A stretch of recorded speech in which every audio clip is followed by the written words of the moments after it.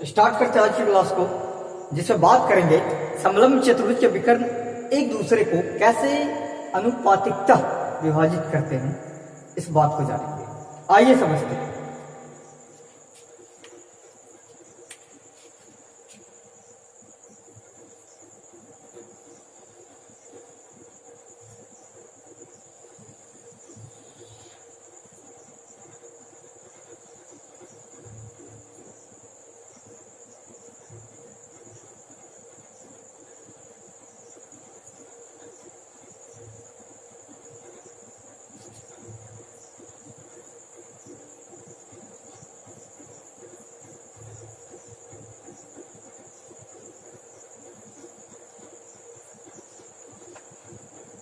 समलंब चतुर्भुज में दो भुजा इनकी आपस में समांतर होती है और दो भुजा जो असमांतर होती है। यहां पे DC एंड AB समांतर रेखाएं हैं और AD एंड BC असमांतर रेखाएं हैं। तो ABCD जो समलंब चतुर्भुज बना, इनमें जो विकर्ण होंगे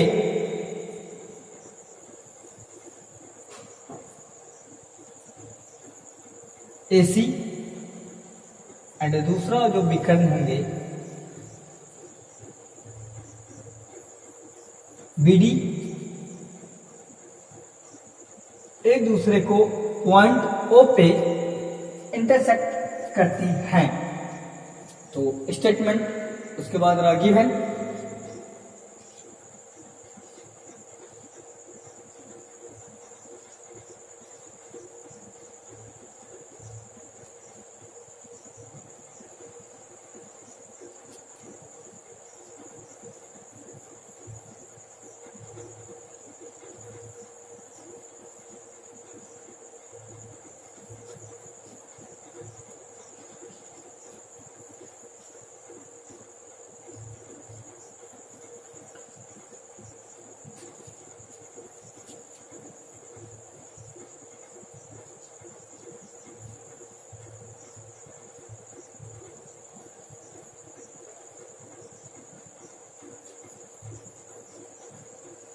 विकर्ण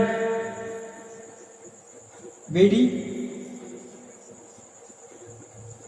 एंड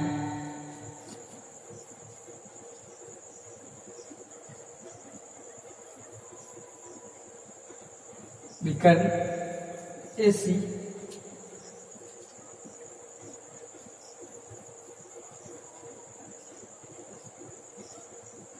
बिंदु O पर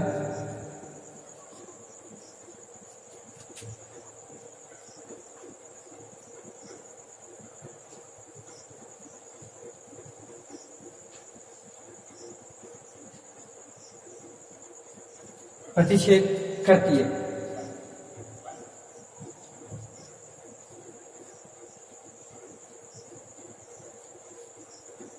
गिवन जो बातें दिया गया था बस उसे डाल दो। उसके बाद टू प्रूफ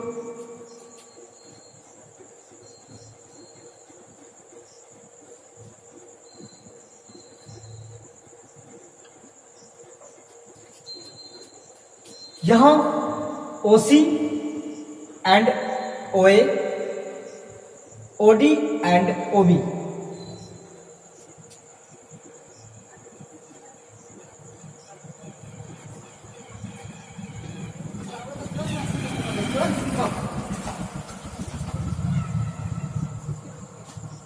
विकर्ण AC एंड BD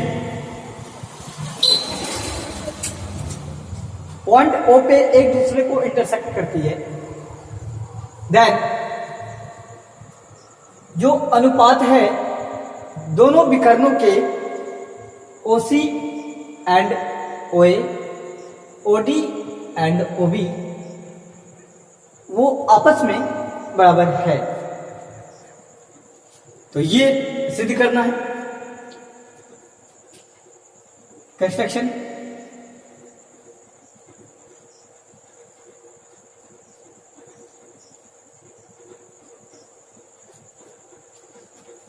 ओ से एक लाइन ड्रॉ करी,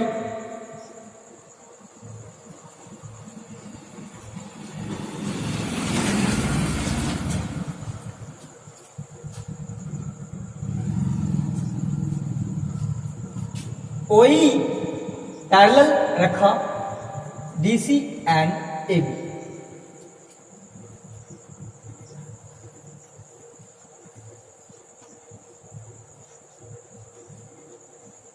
O से E खींचा एवं OE समांतर DC और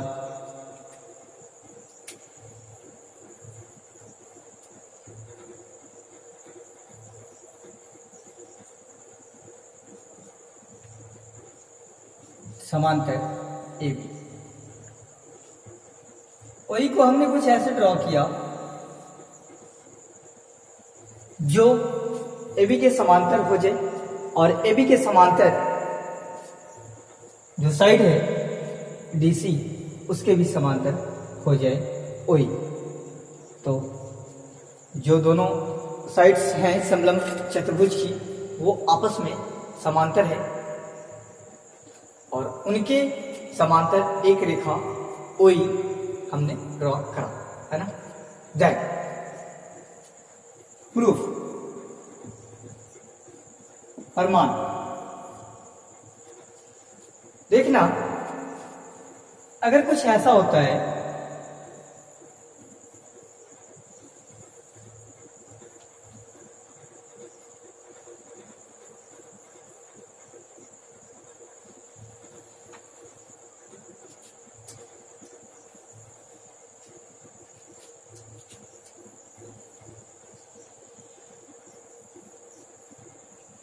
D C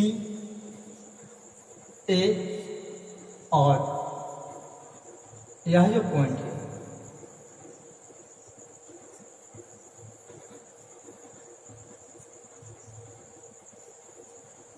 ये पॉइंट ऑफ इंटरसेक्शन दोनों विकर्णों का और ये E,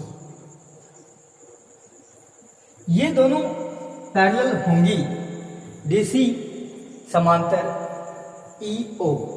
देन इस केस में क्या हो जाएगा, थेल्स लागू हो जाएगा, थेल्स पर में थेल्स थ्योरम लागू हो जाएगा। OE समांतर DC, तो आप क्या लिखोगे, AE ED इन दोनों का जो रेशियो होगा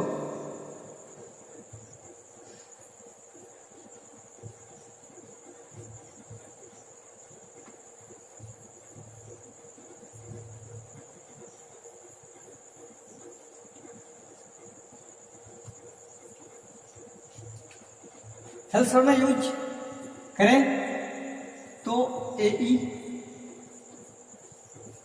ED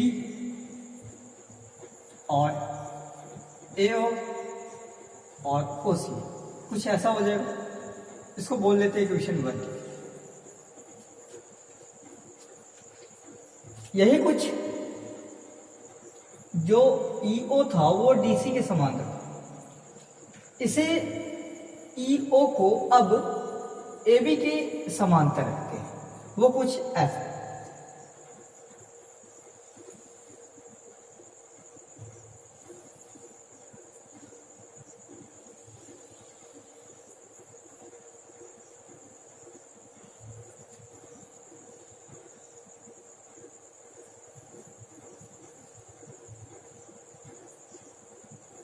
ये रहा D और ये वाला रहा B और ये रहा पॉइंट ऑफ इंटरसेक्शन O और ये E और ये रहा A। मैं अगर कहूं कुछ ऐसा हमने करा है, बस इस चीज को उठा के हमने यहां अलग कर लिया। तो जो EO है वो AB के पैरेलल है। जब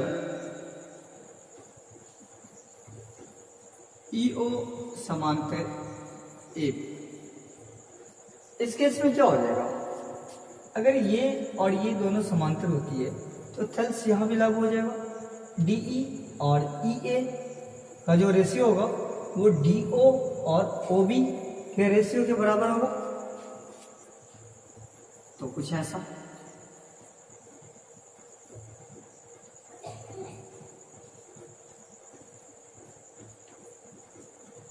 थेल्स प्रमेय से लिखा जा सकता है D E upon E A equals D O upon O B. मैं इन दोनों टर्म को कुछ ऐसा लिखूं, ई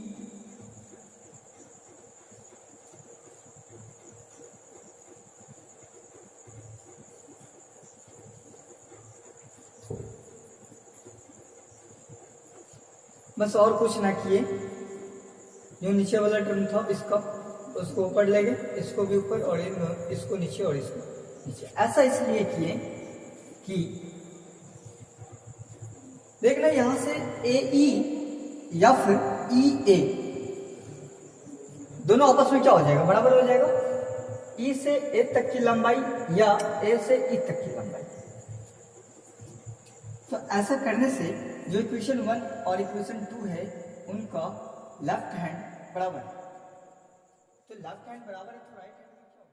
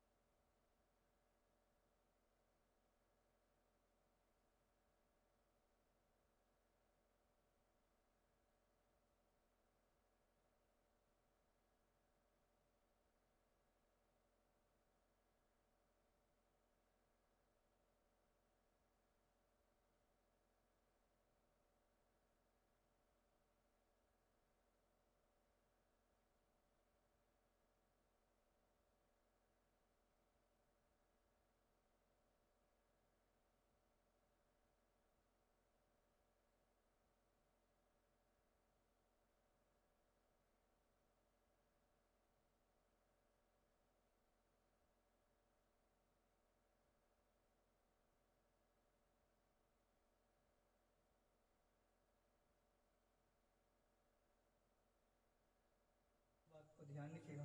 थैंक यू सो मच।